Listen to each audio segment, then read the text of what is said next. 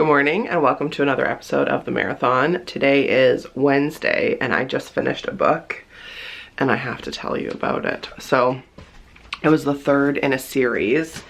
The first one is this. It's called Wild Like Me by Louise Pentland. And it was wonderful. And then the second one is called Wild About the Girl, which my friend Amberly is reading right now. And then I just finished the third and final in the trilogy, which was called Wild Women. And I just like cried 3 times. These books are so good. I'm gonna do a post about them when I have the second one back in my possession so I can post a photo. But they're like chick lit, but I really like saw myself in the main character, Robin Wilde, and in some of the other characters as well, like throughout the story. She just talks about real stuff, but in a lighthearted, really palatable way. So if you're looking for new like chick lit, it's so good. So start with Wild Like Me, and then there's Wild About the Girl, and then Wild Women. All 3, 10 out of 10 recommend. I mean, besides Harry Potter, which, you know, is like one of the best series of life, that is one of the best series I have read in years. And I don't read a lot of fiction. In fact, I don't really at all. I read Harry Potter last year because I wanted to, because I felt like, you know, it's such a iconic series. But also as I was writing my own book, I was really mindful of what I was reading. So yeah, that's what I have to say about that series. It's so good. It's 8 a.m. and I've like washed my face and done my skincare and stuff, but I'm going to spin this morning, so I never like put on a face because it's just gonna sweat off. But I haven't mentioned this. So in the last few years, I have had like different reading goals. One year I wanted to read 15 books in a year and I doubled it and read 30. So I realized like that wasn't really a realistic goal. Last year I kept up with wanting to read a lot. I think I read 45 books maybe last year. But my one and only reading goal was to read the entire Harry Potter series, which I did. And this year it's a bit different. So I have books on my shelf that I have bought and haven't read, and like I was starting to get annoyed with it. So I went through my books at the beginning of the year, took an entire box to the thrift store, either ones I've read and I'm not gonna reread and I don't want to give to friends, and I was just, or ones I've bought and I'm just never gonna read, pass those on. And then I have a shelf of books that I own that I've never read, and that's my goal this year. So the next one that I've picked up is actually another like chick lit fiction one. It's by Maureen Sherry, called Opening Bell. I have no idea when I bought this, a few years ago. And again, it just looks to be nice and light. And then I have a few that I'm gonna include in the Mare Reads book club this year. We're not currently reading something, just so many people are reading my book, which happens to be sitting right here, the Not For Resale. I kept the 2 Not For Resales because I thought that was really fun. Finding Your Cape. So that's sort of the book club pick. I guess I should talk about that. I guess I should make it the actual book club pick and then we'll move on from there. But I have a couple that I'm gonna include in the book club later this year on my shelf. So like this is my shelf of books that I need to get through this year or I need to move on from.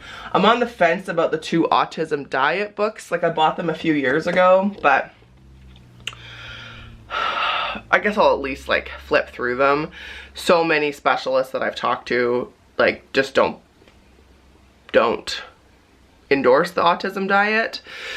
Thomas already semi does it because the autism diet is basically no casein, which is no dairy, and no gluten. And he is already dairy free, but he eats gluten, so that would be like the only switch, I guess. Yeah, and then there's some on here on the book club that I want to read that I'll share with you, and then just some others. So that's what I'm looking at right now.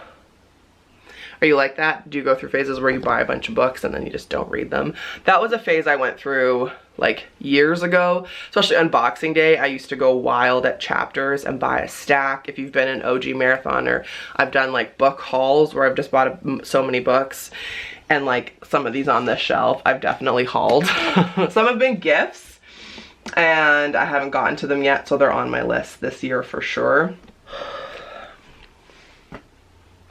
I didn't fall off the bike at Spin, so that's good. Came home and showered.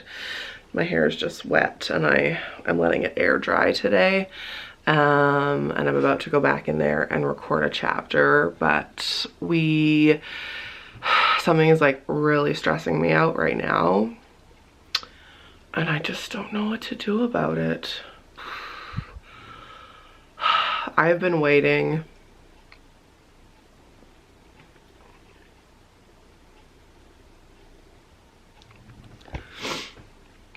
I was gonna say, this shouldn't upset me, but I'm allowed to be upset. We're allowed to have feelings.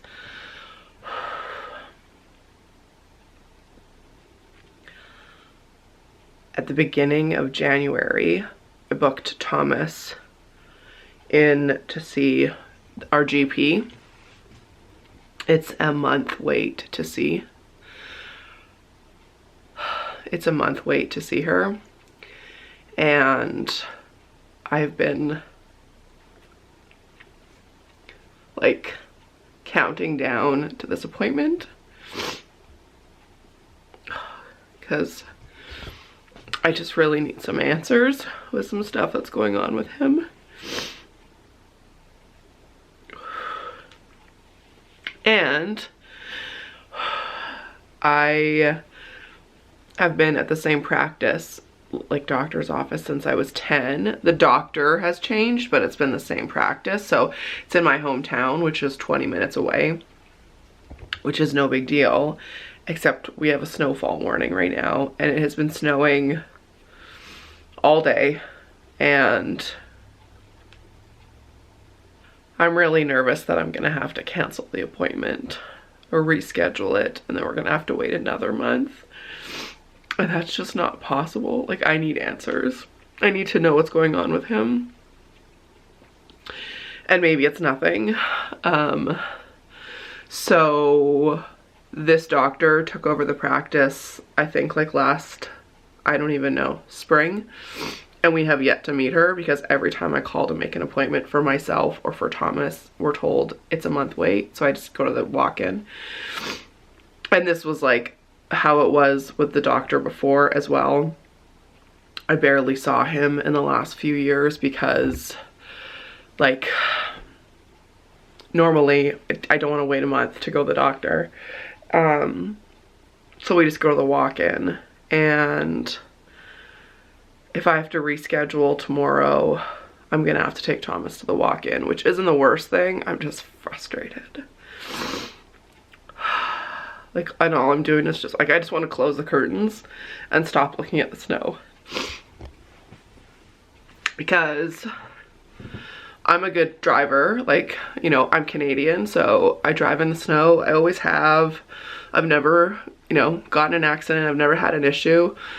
But the highway between where I am and where the doctor is can be so dangerous. And there are so many fatalities that it just, I've worked myself up about it. So, and there's nothing I can do. That's the thing. I can't do anything about it. So, I'm telling you because this is what I do on this channel. And I just need to tell someone, even though there's like literally nothing. Like, I have to wait until the morning, see what it's like in the morning, and then decide whether we're gonna go to the doctor and risk it or we're just gonna call and reschedule. But what's also upsetting is that this happened last month with Thomas's audiologist, which is an hour away. We woke up the morning of the appointment and it was a blizzard and I had to reschedule, and that's for next week. So now I'm worried about that too. And there's just so many doctor's appointments with Thomas, and 0 are in this town. So it's just really frustrating. And I'm nervous, that's all. And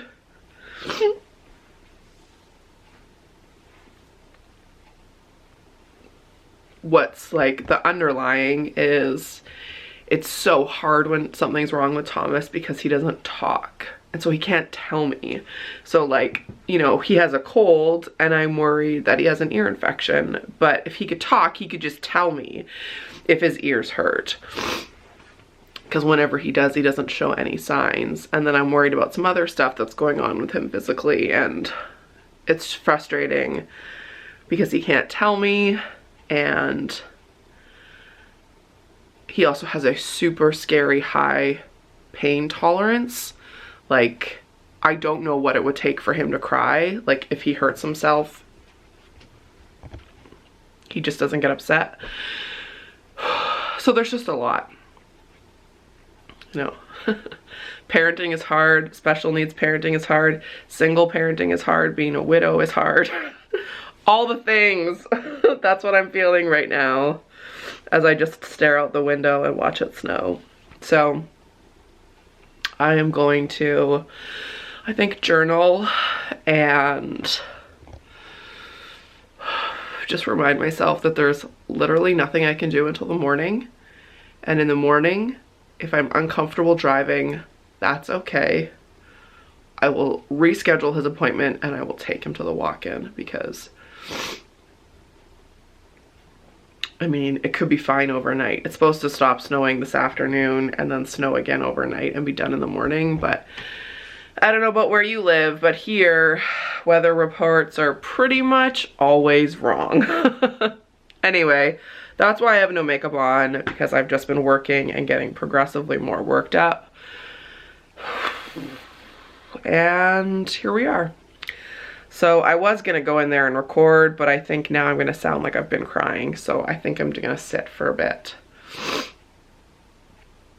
and pull myself together. What do you do when you feel like this? When you're like nervous for something or upset about something and there's just literally nothing you can do. I am such a doer. Like, if you read the book, you know one of my pet peeves is people who complain and don't do anything, and special needs parenting is like tests that all the time for me. I also just wish I had a doctor that could see us. I also wish I had a doctor in town. Lots of wishes. Anyways, maybe I'll meditate. I don't know, I already did this morning. And I went to spin. I'm doing all the things. Okay. Am I gonna go in there? No, it sounds like I've been crying, so I'm just gonna take a breather and reconvene. I mean, another day, another giant bowl. These I get from Winners and I love them. We've got quinoa, nutritional yeast, beans, arugula, green onion, and then over here, wait for it, you guessed it, just boiling up some veg.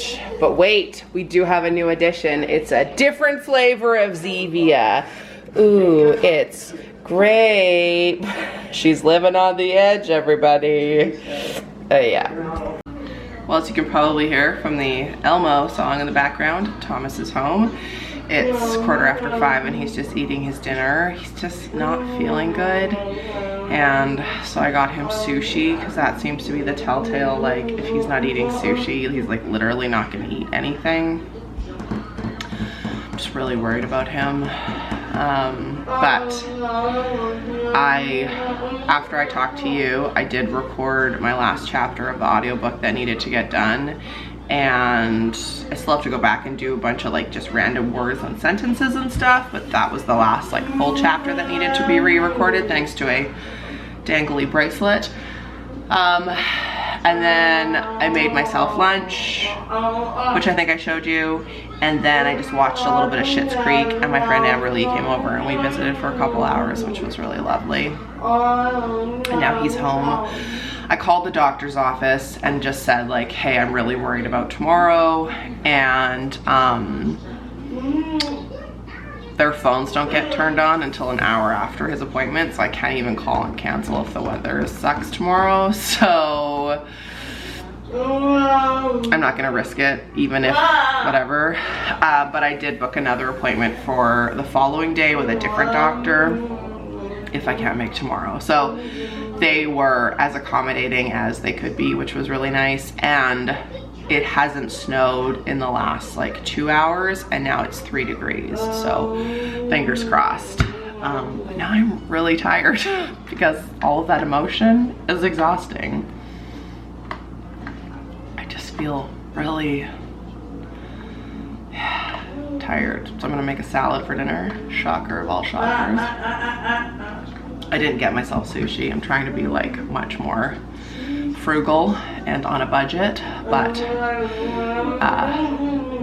wanted to make sure he at least ate something, and he is eating that, so that's really encouraging. Didn't eat much of his lunch. He's got like really chapped lips, and so I think that's maybe hurting him eating. I don't know. We're going to the doctor. We've been in a real struggle pattern since November with Thomas and his health and his himself. So